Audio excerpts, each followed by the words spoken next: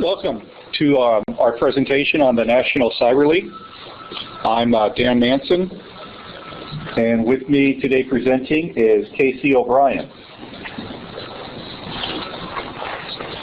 We're going to talk about our fall 2013 National Cyber League season. It was a very, very exciting time, and we have a lot to share with you.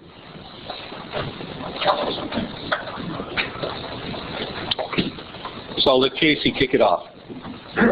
So this is what we want to talk about. So a little bit about not so much really the problem, but the current cybersecurity competition landscape. So what does it look like? What are some of the problems in which we're trying to solve with the National Cyber League? A little bit about the National Cyber League for those who aren't familiar. A little bit about the technology platforms involved. Some interesting R&E opportunities, and then really the meat of the presentation, which is to look at how we define this fall season, some of the highlights, and then specifically the lessons learned. Probably should leave that chair, propping that open. And then some of the lessons learned, which is really the meat of this discussion, and then future plans.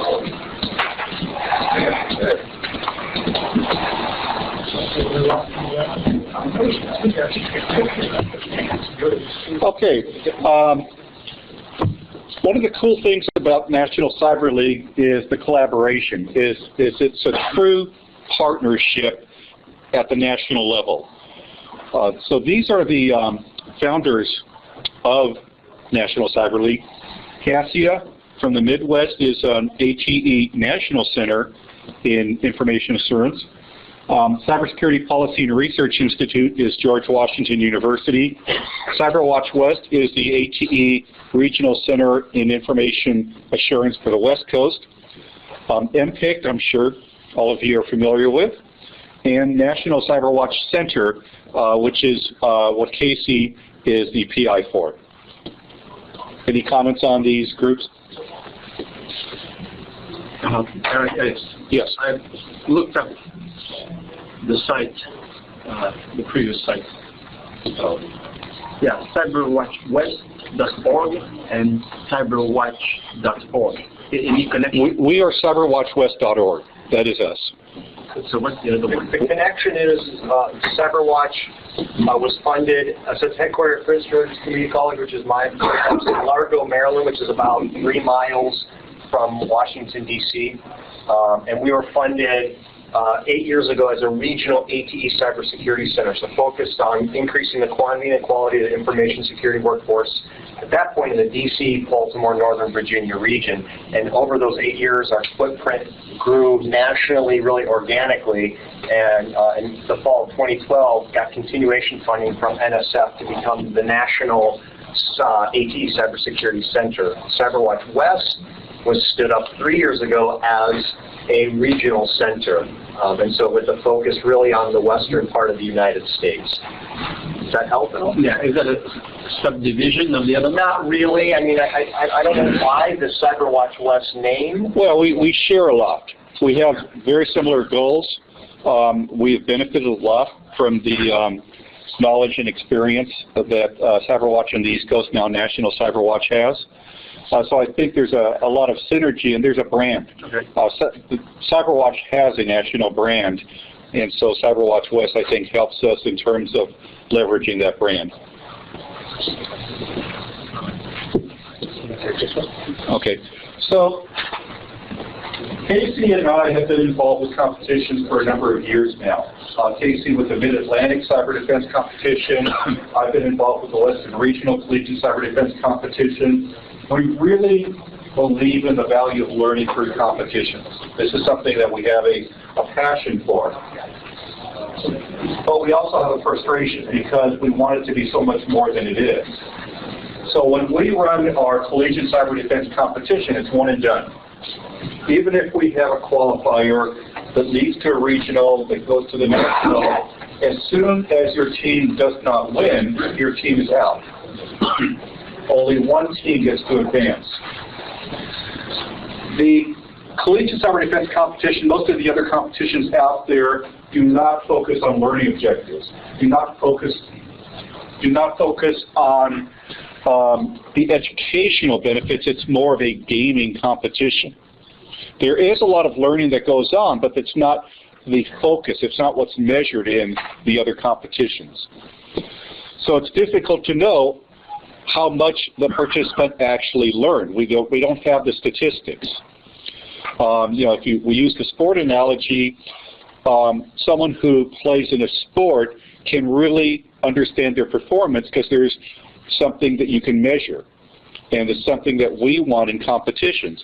We want the students who participate in these competitions to walk away really having an understanding of how they did. If we're doing a face-to-face, I just signed a contract for our Western Regional Collegiate Cyber Defense competition. And so I'm committing $50,000 to run our Western Regional. That is something that you have to raise money for and you get to do once a year. There's a real need to leverage technology to give students a chance to play year-round. And fortunately, the technology is there to do that. So what we want is the ability to play in these competitions the same way kids have the ability to go down the street and play basketball. We want the playing field. We want the 24/7 virtual environment. In fact, we want it more accessible than any physical playing field. So the existing competitions, especially the physical ones, don't scale. We want something that does. I also want to introduce James Jones, Executive Director of MPICT. He was also one of the co-founders of the NCL. And James, feel free to, we didn't know if we were going to have you or not, so feel free to, You guys are way better now. Okay, I know about that. So what is the value proposition then from the NCL perspective? So one is this idea of game balance. Game balance for us means aligning hosted hands-on laboratory exercises with the actual skills that are going to be validated in the games themselves, which is actually really difficult to do. Really difficult, easy to make lab exercises available in 24/7 learning environments, but much harder than to create actual games that are going to measure those and validate that knowledge and those skills that students are developing. And that's one of the areas I think we made huge improvements this year compared to last year.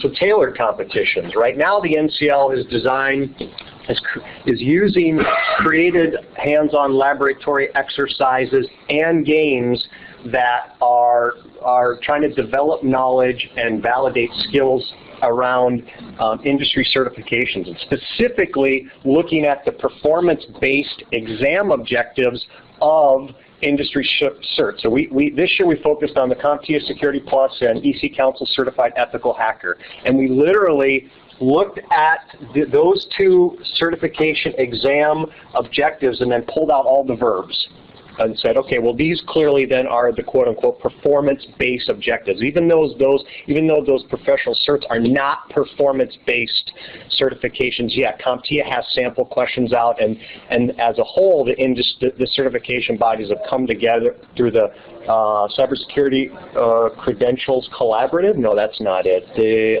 C3, it escapes me now, but it's basically a body of the major certification bodies getting together to look at how to stay relevant. And part of these discussions that they're having focus on performance-based objectives. Trend in certifications from being more than just taking a test, more than just multiple choice, more than just choosing the answer, to actually demonstrating competency. And so what we're trying to do with National Cyber League is the same direction that certifications are going. So that being said, the competitions are really starting to look at, our competitions are starting to look at skills validation by looking at the performance-based exam objectives of these different certifications. But there's no reason we can't design competitions around job roles. So there's a lot of discussion nationally taking place through a NIST, a National Institute of Standards and Technology-led initiative, That's called the National Cybersecurity Workforce Framework. And what it is job roles that have been defined in cybersecurity at the federal level. So you have, I want to be an incident response person. You need to have this knowledge, these skills, and these abilities. And there's no reason we can't tailor competitions around job roles or specific scenarios. Everything is virtual, so hosted lab exercises available 24/7. The games available 24/7. We'll look at some of the technology platforms in some subsequent slides. Learning objectives baked into everything. Experienced organizers. I've been doing competitions for about 9 years, Dan about 7. Skills validation. It's really about validating skills, and one of the things that we're going to show you is what we call the NCL Scouting Report that gets at not only skills validation, but lets faculty look and see strengths and weaknesses of their students, how they did in these games, both as individuals competing or in team environments, but also employers. I'm Deloitte. I'm looking for people with log file analysis skills in these states in the western part of the U.S. Hey, NCL, have anybody that's demonstrated or validated these skills? When in fact, yes, we do. We have these scouting reports, and Dan will show you a sample of that. Doing a lot of data collection, working with researchers, looking to really put some science behind this. You know, if we're really going to start talking about skills validation and using these competitions to validate skills, how do we know that the lab exercises that we're making available are in fact actually really producing the skills we want? You know, I think most of us as educators, you know, would say, well, we don't. You know, I want you to have log file analysis skills, Mark, so I create these lab exercises, and hopefully they're producing the skills I want. Same with the games. How do we know the games themselves are in fact actually validating the skills we want? So we're working with researchers who specialize in these areas to put a little more rigor behind not only the hosted lab exercises in the games, but the scoring engines themselves. How do we know the scoring engine is actually measuring the things that we want to measure? So a lot of opportunities there. Dan? So those of us that have been involved in competitions, those of us that believe in the value of learning through competitions got together. We had an initial meeting in 2011 at George Washington University, and we decided we wanted to try something better. We wanted to have more of a season approach to competition, something that you get to keep playing, something that you're measured in terms of performance, something that you have the opportunity to combine learning through lab exercises with testing that learning through competitions. Okay. So we started in spring of 2012, I did this figure. And we had a more traditional first season with collegiate cyber defense competition, red team, blue team type competitions. We had, I think, a 6-week season. We had 4 weeks of regular play and the 2 weeks of playoffs. And we had a face-to-face capture the flag championship game at the Colloquium in Orlando. And one of the cool things, I do like to tell this story. What I liked about NCL, and I know this is something that some of the other founders really wanted, is something that was more of a level playing field for 2-year schools and 4-year schools. The collegiate cyber defense competition tends to favor the 4-year schools. You have to be a full-time student to play in CCDC. Some of the ways that the structure as a competition tends to favor those in 4-year schools. NCL, we wanted to have something where the 2-year schools can be competitive. We proved it the first time we played in the championship game. We had a 2-year school versus a 4-year school play for the championship in Orlando. The 2-year school is Mount San Antonio College. The 4-year school is DePaul University. DePaul was used to doing well in CCDC. They went to CCDC every year. They felt they had it in the bag. So Mount SAC, on the other hand, they wanted to prove themselves. The 2 weeks before the championship game, the Mount SAC team would stay up till midnight in the lab at school with the instructor to get ready for the championship. They blew DePaul away. So we got some really good press on how this 2-year school smoked the 4-year school. Yeah. So that was cool. Fall of 2012, we went to an individual capture the flag style competition. We had an all-star game at the end, the top 30 players in the country, and again, 2-year players were at the top, were in the all-star game, we're at the top. We did something that I liked, and I would like to do more in the future, is that for the 30 players that made the all-star game, we had player cards. So we got their picture just like baseball cards, and we had their picture on the front, the team, the division they were in, and their stats on the back. So I thought that was pretty cool. So this fall, we wanted to do both individual and team competitions. We also wanted to do a bracket system, which I think Casey can get into a little bit more. Well, we're just doing the high level right now. Okay, keep going then. Okay. So we had a preseason assessment.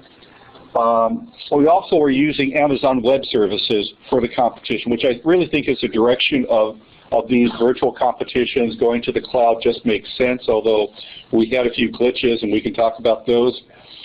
The hosted lab exercises we're running at campuses. We had a lot of the hosted lab exercises run out of Cassia because they have the capacity.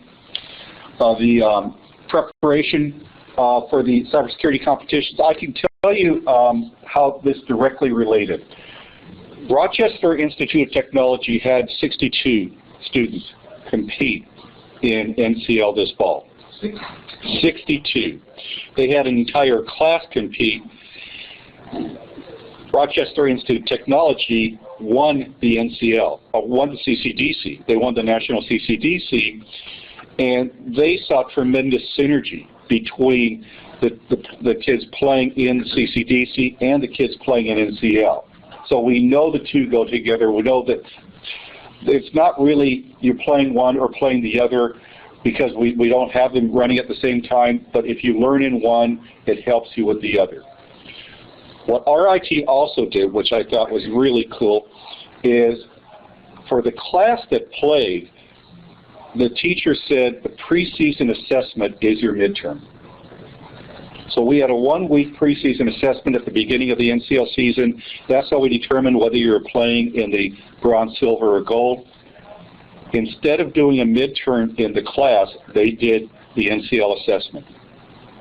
And we really think that's a direction that we can go in, where these competitions combined with the labs are embedded into curriculum. That last bullet's a really important one because it's the cybersecurity competition landscape is getting really crowded, and there are lots. If you just capture the flags themselves and the myriad types of capture the flags, reverse engineering or hardware hacking or exploit only, I mean, just under that, one branch off the root, which is cybersecurity competitions or CTFs, and then off that are all these other sub-branches, and there are a lot of them. And so, one of the questions is, well, why do we need another competition? And the way I answer that is the NCL really, we see ourselves as a development league. We want to develop knowledge and skills through our relationships with faculty like you, get it more integrated into the competition, get it more integrated into the classrooms, and then let students develop, prepare, validate, keep developing, preparing, validating skills, and let them go and compete in other competitions. And one of the things we'll talk about in subsequent slides is how we define a season, because that is one of the founding principles of the NCL was we wanted this to really be unlike other competitions, which primarily were one-off playoff systems, one and dones. And so therefore, we have to define what a season means for us and how we fit in with the other competitions. And so that's a really important point for us. There's one more frustration with the CCDC. 8 people play on a team.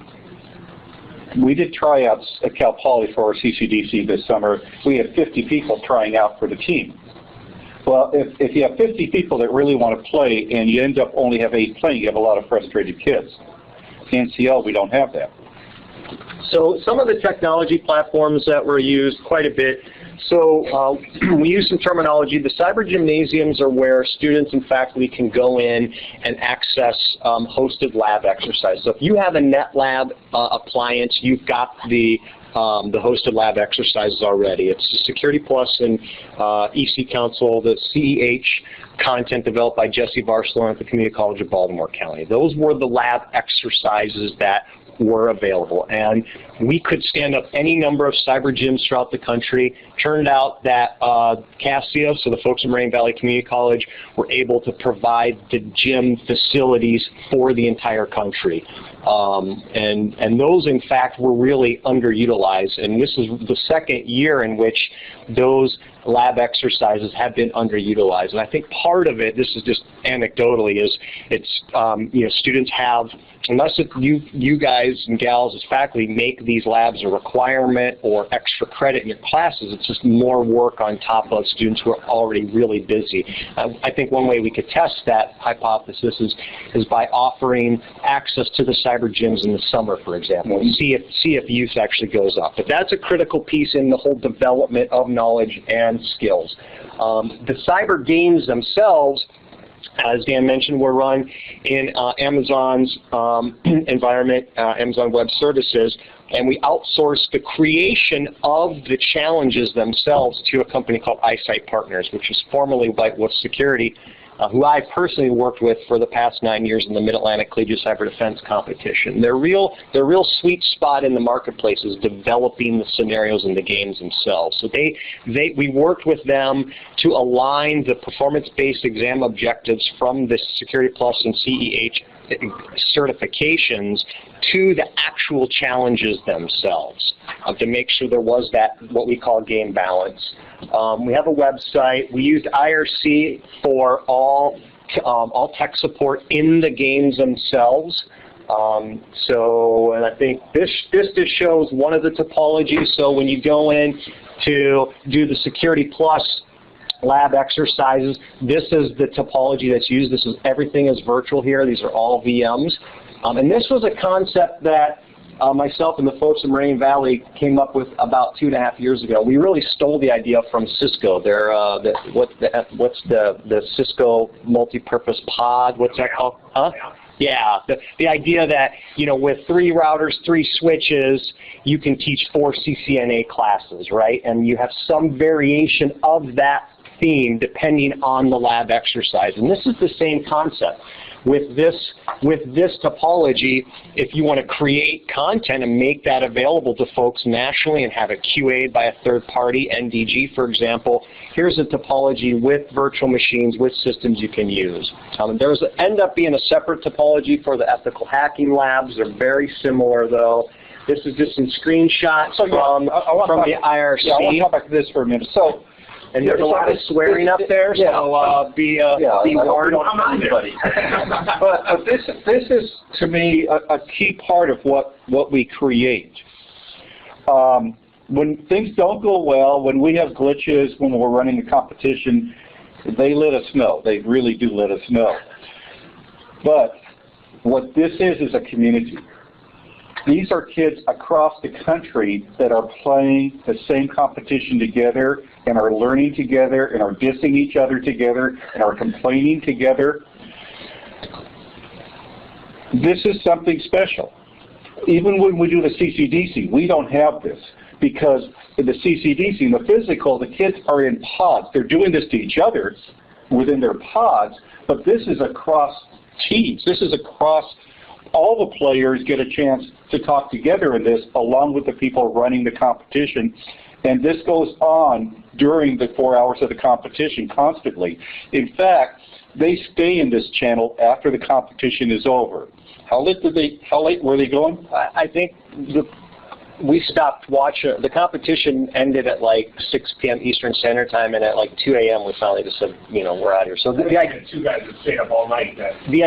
That's right. The idea that they're really developing a community within the IRC. Now, granted, this is, in my opinion, this is not a representative sample of the types of players in the National Cyber League. It's a very vocal, very angry, I mean, it's really quite depressing. I actually had to quit going into IRC during the games because I just found it to be totally depressing and demoralizing and discouraging and really not representative of the huge player base. But an interesting, the Dan's point is that a community is really kind of developed around this IRC platform. So you actually have people helping each other too, not in a cheating way, but when games are made unavailable because they got hacked or too many people were hitting them, somebody said, hey, does anybody have the download or the hashes of those passwords? Mm-hmm. People were helping each other out that way, and that's a lot more a cooperation, right? To coin a Lego term, from the Lego competition. Good right? point. I mean, I thought it was great. Yep.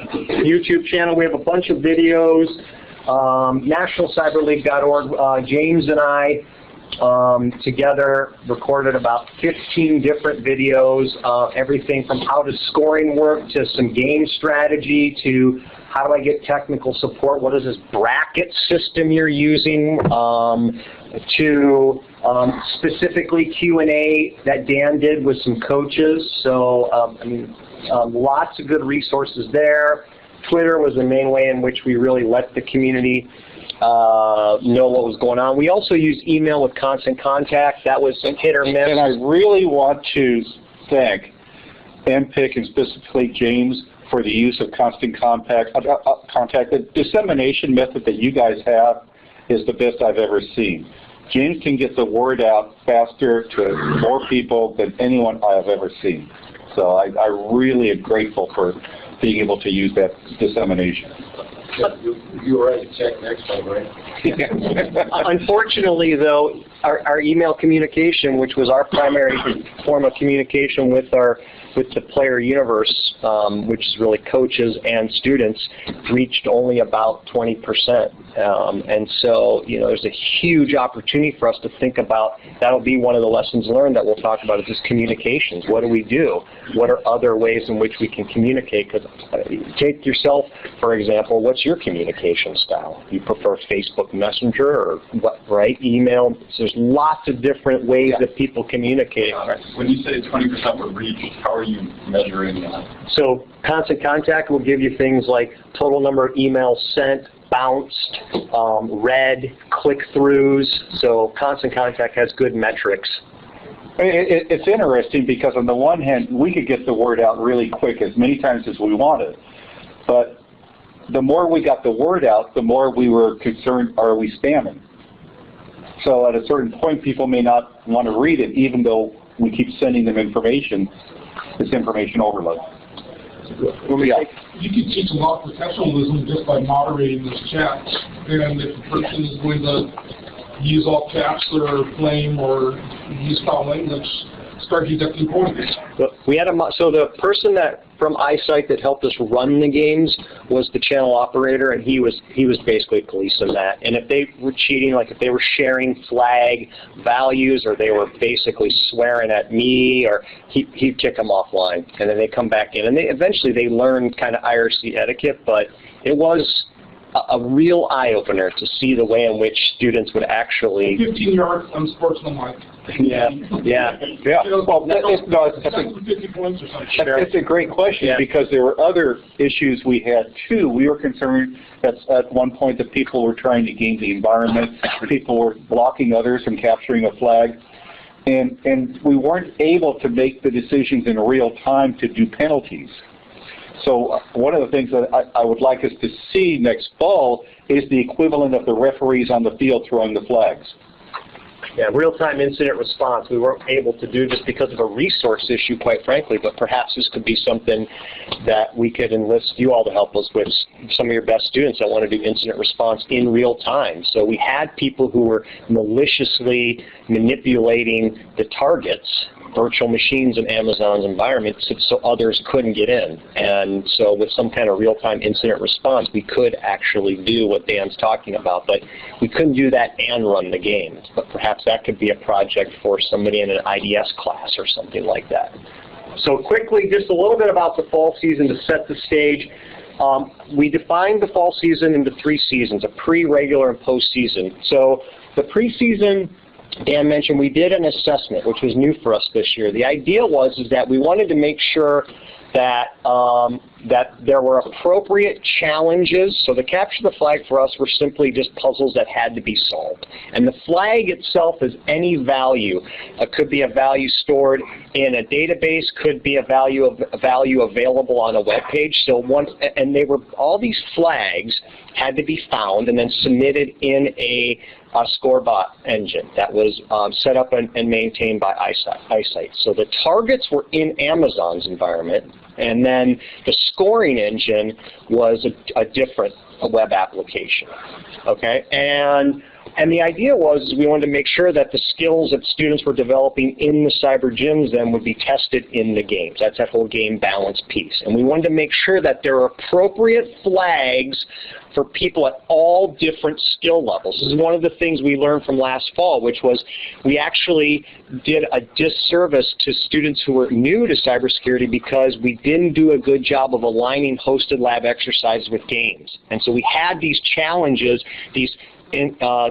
for example, web application exploitation, when in fact there were no hosted web application exploitation labs. So students who were new and or didn't have those kinds of skills became very frustrated with the game itself and gave up. And so that was a really big deal for us. So we decided what we would do is we looked at the CEH and Security Plus exam objectives, and we looked for commonality amongst those two certs and came up with 8 competencies. They were things like log file analysis, web application exploitation, password cracking, social engineering. There were 8 of these. And we said, okay, these are what the games are going to be designed around, and these are what the labs are designed around. And those are the competencies we're going to measure in this entire fall season. And so we set up an assessment, which was a week-long capture the flag. You can go in 24/7. The targets were up 24/7 over 7 days, and the score-bot interface where you submit the flag values was available. And you go at it and see how you do. And you got put into one of 3 brackets based on perceived skill level. So bronze level was entry, silver was intermediate, and gold was advanced. And this idea of a bracketing system was new for us this year, based on lessons learned in previous years. And so you're going to pull up the competencies, Dan? Yeah. Scroll down. So this is the scouting report. Well, let's hold off though. Let's hold off 1 second, okay? Let's go through the season first. Okay. I think it'll make more sense. So that was the preseason assessment, and then we did. You'll notice the regular season was optimized for individuals. So the idea here is we wanted to have games available for individuals and games for teams. So the regular season was 2 games. So basically same 8 competencies, and individuals competed. And we divided up the country into 3 conferences. So I think James, like 2 years ago, found a map of the U.S. and opened it in Paint and took like the red, pencil tool and then like carved up the country, and that became the 3 conferences. So you competed, your school. If your school is Santa Rosa Junior College, you're in the Western Conference. And then Michael McKeever, after his pre-assessment, he placed in the bronze bracket. So he would be competing against, in the regular season, all of the individuals in his bracket. So the newbies, if you will, the entry-level people. And you could compete in 2 regular season games, and you got ranked in conference play and nationally in your bracket. Okay, overall. But beyond that, and what I mean overall is simply with our capture the flag, it was each of the flags have different flag values based on the perceived difficulty. So if it's a social engineering flag, one of the questions was, who designed the NCL website? If you go to the NCL website, on every single page it says, page designed by D-Doin. That's the flag value. On every single page, it gets at your ability to do some reconnaissance or information gathering. It validates that skill. That's relatively easy to find, so that flag value gets 100 points, versus other flag values much harder to actually get the value, therefore the points are weighted more. And we simply just add up and all of Michael's points from regular season game 1 and rank order him in his conference, in his bracket, and then in his bracket nationally.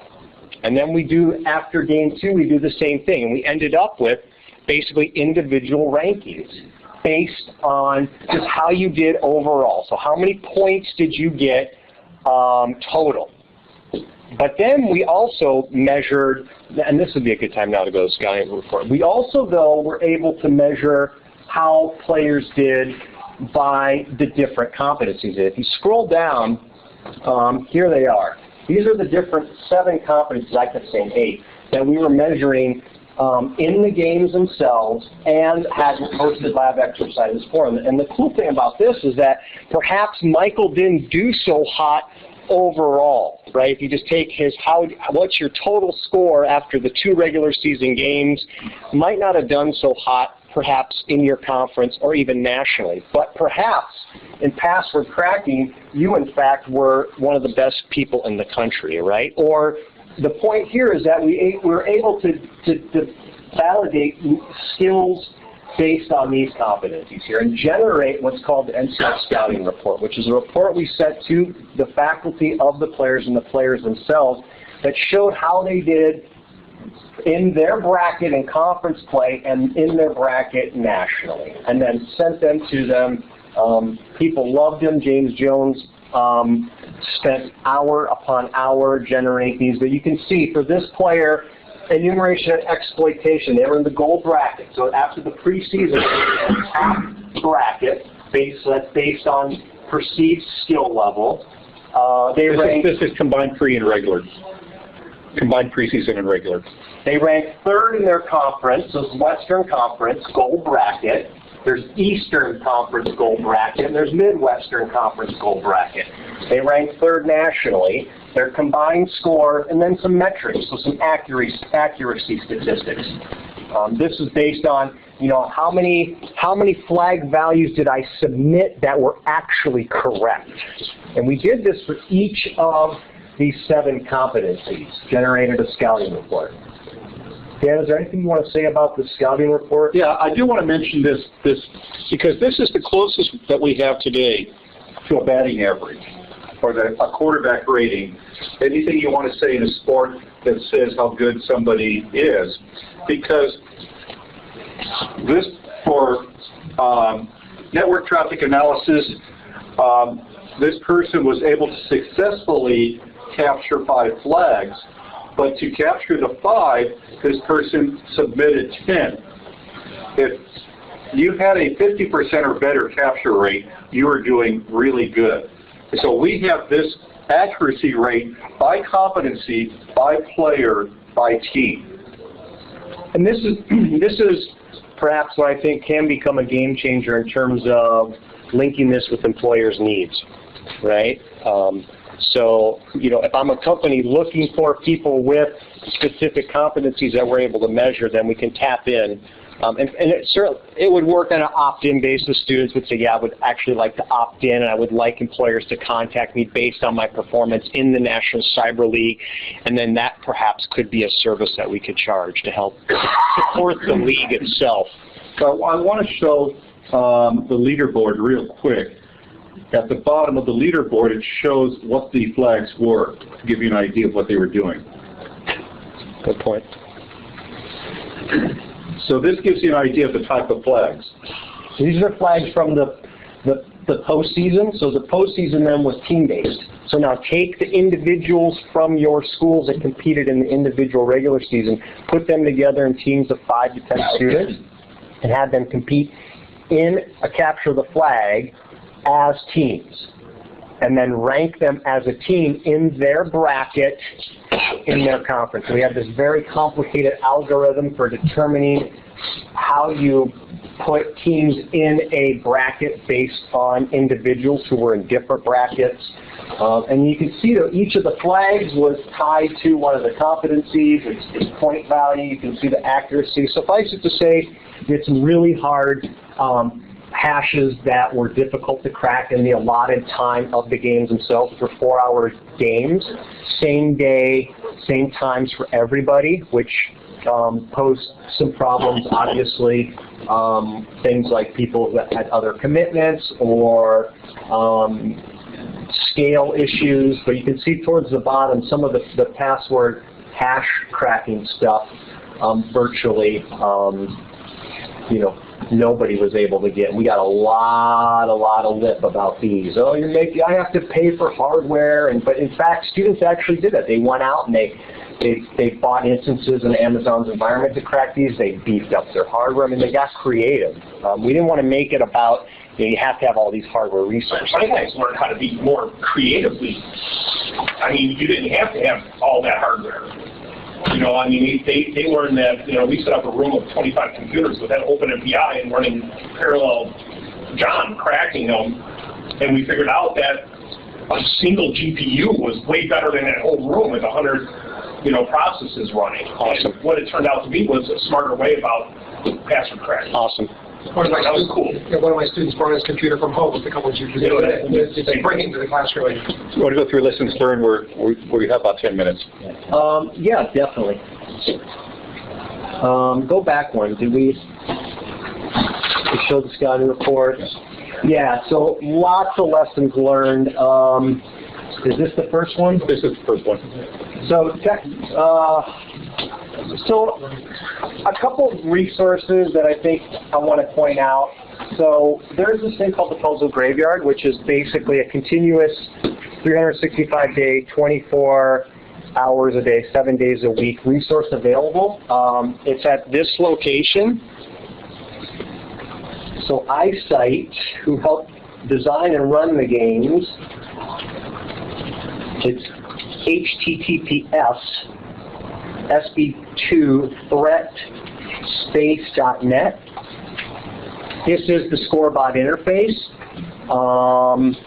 So you can create an account. I encourage you to create an account, and when you do so, there are two resources available to you and your students. One is the public tutorial, which is a walkthrough that shows you how to use this environment, which is really an event. It's a cybersecurity competition event management and scoring web application. That's what it's designed to do.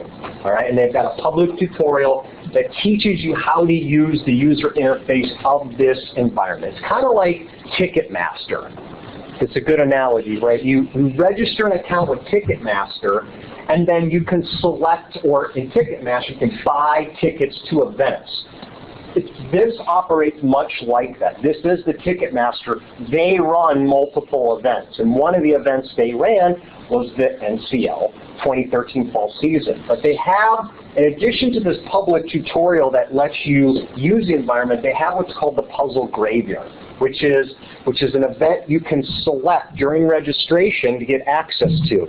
And what it is they are challenges with known answers that are made available from previous competitions like the NCL 2012 fall season. And with that document, in conjunction, there is a solutions document with that puzzle graveyard. So these are hundreds of challenges on all types of competencies, many of which would fit into a Security Plus or a CEH-like class.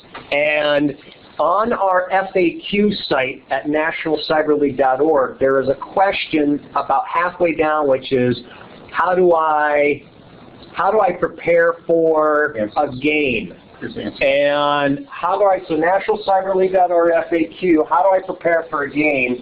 And answer A4. Answers to the 2012 NCL challenges. So these are, you can use these in your classes and or point your students to this resource. So that's one thing I wanted to point out. The other thing too is we made syllabi available with the help of people like Michael McGeer here.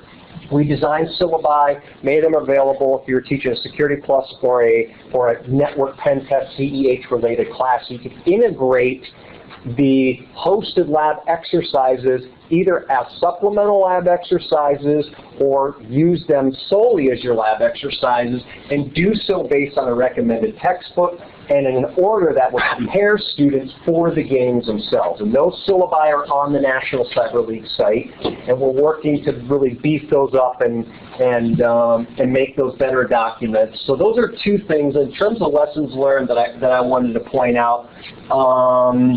The only way, not the only way, one of the main ways in which we can scale is one of our main, really, one of our goals. And what we learned this year is the way in which we can really scale, that scale defined by the numbers of students competing. Right? Dan mentioned at Cal Poly, I got invited 3 years ago to talk to the University of Maryland College Park. At that point, they had 20 students in a cyber club.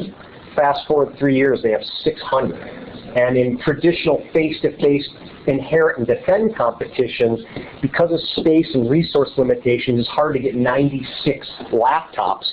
You limit the number of players, right? Well, that's crazy. And only 8 of 600 can compete. So when we need scale, we need, amongst other things, the numbers that can compete. And one of the lessons learned is that by working with faculty and making resources available for folks like yourself to make this easier to integrate in your classes or as extracurricular activities, we can scale. And Bill Stackpole from Rochester Institute of Technology is a good example. He's in network theory, he's a key node. Right? From him, 64 students come off of him. And so if we can identify 100 Bill Stackpoles, right now you can start to see this kind of network map where it really does scale. Dan? IT systems, the bottom line is most of what we have are disparate, non-interconnected systems, very manual, very, very manual for us. It's very, very difficult. We don't have any kind of federated management. There's no single sign-on. The credentials you use to access the hosted lab exercises in the gyms are perhaps not the same that you'll use to access the iSight ScoreBot interface, right? And that was very, very frustrating. A lot of what we had to do was very manual. So a goal that we have, something that Casey and I agree on would be ideal, is that if we had an NCL course pack, basically, if we could say, you can go to your bookstore, and for one price, whether it's $99 or something reasonable, basically you get a year's access to everything NCL offers, and you get the ability to have it be part of a course. Rather than the way we do it, which is you register for the preseason, then you have to register again for the postseason, and we have to manage all these different steps. We have you sign up once, and you're in, and that's it. That payment one is interesting, too, because one of the things we experimented with is just the idea of charging for this. Right? I mentioned there are, just in the Capture the Flag tree branch, hundreds, right? And so we decided we would charge $20. Not because we want to get rich on the backs of students and faculty, but we felt like, based on our experience last year, which was 500 people signed up and 75 played. And that's pretty typical. I mean, if you look at the registration numbers at most competitions, the registration numbers people are touting, 1,000 people, that's a meaningless statistic. It's how many actually competed, right? And we felt like unless we had students put some skin in the game, we felt like we would still be trying to design systems for 1,500 registrations, and then we'd end up with 150. And it was an absolute gamble. It worked out. We ended up with 945 registrations, of which about 740 actually played. So we had a huge player base. That was about 120 schools in 30 states of almost 200 faculty. And so this idea Dan's talking about, perhaps moving towards a subscription and something that can be integrated in a code that you could make part of a class, that can be integrated in a bookstore so students can use financial aid, right? These are all things we're looking at. James, were you going to say something? If I could just hit a couple of major points from our perspective at MPICT. There's been this incredible proliferation of cyber competitions, which is great because students love to play. It's fun, it's engaging, it builds enthusiasm, it builds school pride. But most of them are on a tournament model. You know, you show up with whatever knowledge and skills you have from wherever you got them. You play, you have fun. The feedback you get is, did you win or did you not win? And we felt like it was really important to have some focus on education, on player development over time. And to do that with identified bodies of knowledge that have value in the marketplace. We started with Security Plus and expanded to Certified Ethical Hacking because those are pervasive. They're used a lot. It's a common baseline. But there's extraordinary feedback that we're beginning to feed students, which let them know I'm doing well on this part and I'm not doing so well on this part. There's attempts to help instructors integrate this into their classroom experiences, which are really exciting. There's also attempts to map the data that we're acquiring. We've got extraordinary data in the NCL compared to a lot of other competitions. And there's a lot of researchers who are super interested in that data, and there's now starting to be a mapping of the skills from NCL exercises with NIST standards, for example. So the model is really extraordinary and exciting. It could be expanded to all sorts of other knowledge and skill sets. You could do Cisco with this, you could do Microsoft, you could do all sorts of other knowledge and skill sets.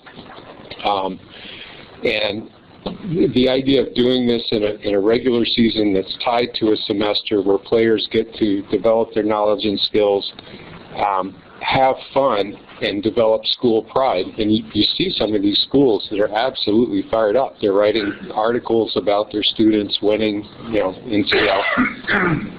But it's a unique perspective to have that player development focus, and I'm really excited about the NCL because of that. Thank you for that. Thank you. Are there any questions, comments, concerns? What is Chrome getting that deep link? So interpret what is going on there? Or? I have no idea. I mean, we could talk offline. Yeah, I don't know. That sounds like it's just a flag submission issue, so the score box wants you to put it in the apostrophe perhaps is not allowed. I'm not really sure. Yeah. How do you prevent groups of people working together on the individual competition? Like, I'm looking at the leaderboard and the top 4 are all like cheese names. They did that on purpose. That was their handle that they could change to anything, and one of them on the leaderboard, which was available in real time, changed his name to whatever, and then the other ones like watching the leaderboard, and they all made their handles be cheesy. But to answer your question, it's very difficult to keep people from cheating. Short of having a video camera and some way of room monitors, which is not realistic in an individual-based competition. It's something we are going to have to deal with, especially as the scouting report becomes, I think, a more credible document. And if we do start charging industry partners to get access to that data, we are going to have to figure that piece out. But the first